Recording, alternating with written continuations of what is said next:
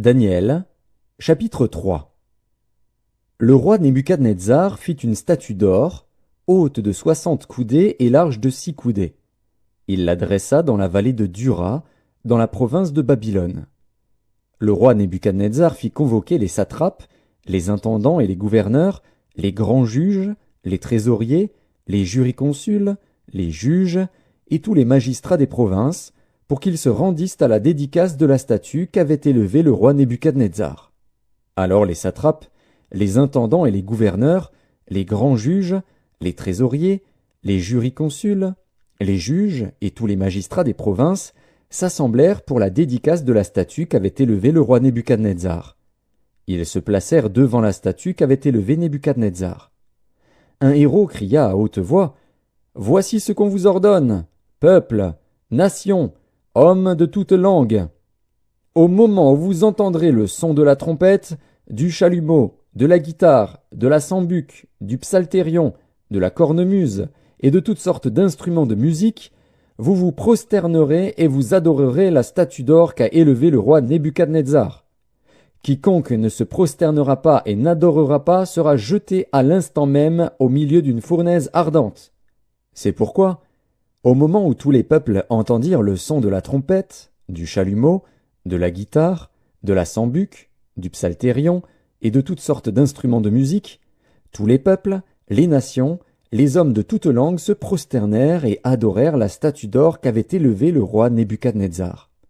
À cette occasion, et dans le même temps, quelques Chaldéens s'approchèrent et accusèrent les Juifs. Ils prirent la parole et dirent au roi Nebuchadnezzar, « Ô roi, vis éternellement! Tu as donné un ordre d'après lequel tous ceux qui entendraient le son de la trompette, du chalumeau, de la guitare, de la sambuc, du psalterion, de la cornemuse et de toutes sortes d'instruments devraient se prosterner et adorer la statue d'or, et d'après lequel quiconque ne se prosternerait pas et n'adorerait pas serait jeté au milieu d'une fournaise ardente. Or, il y a des Juifs à qui tu as remis l'intendance de la province de Babylone, Shadrach, Meshach et Abednego, hommes qui ne tiennent aucun compte de toi, ô roi. Ils ne servent pas tes dieux, et ils n'adorent point la statue d'or que tu as élevée. » Alors Nebuchadnezzar, irrité et furieux, donna l'ordre qu'on amenât Shadrach, Meshach et Abednego. Et ces hommes furent amenés devant le roi. Nebuchadnezzar prit la parole et leur dit, « Est-ce de propos délibérés, Shadrach, Meshach et Abednego, que vous ne servez pas mes dieux et que vous n'adorez pas la statue d'or que j'ai élevée?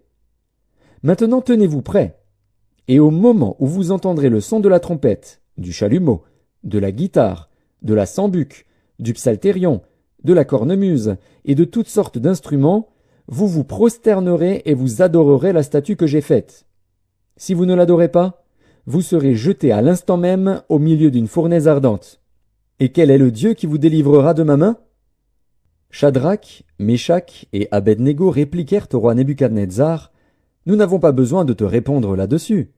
Voici, notre Dieu que nous servons peut nous délivrer de la fournaise ardente, et il nous délivrera de ta main, ô roi.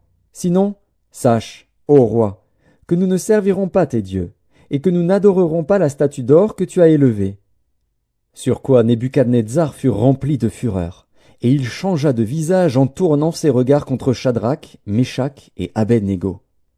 Il reprit la parole et ordonna de chauffer la fournaise 7 fois plus qu'il ne convenait de la chauffer.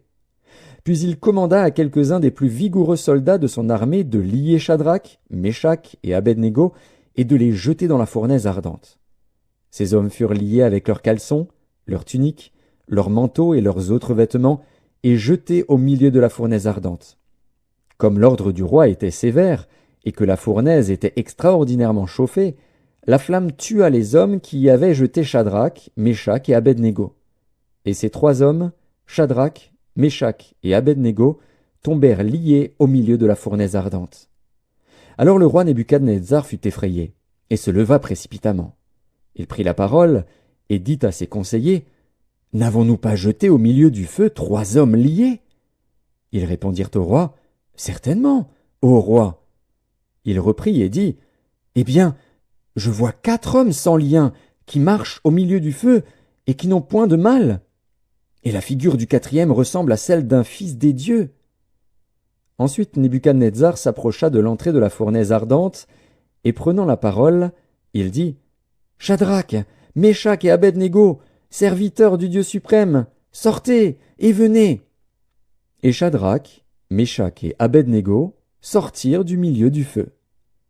Les satrapes, les intendants, les gouverneurs et les conseillers du roi s'assemblèrent.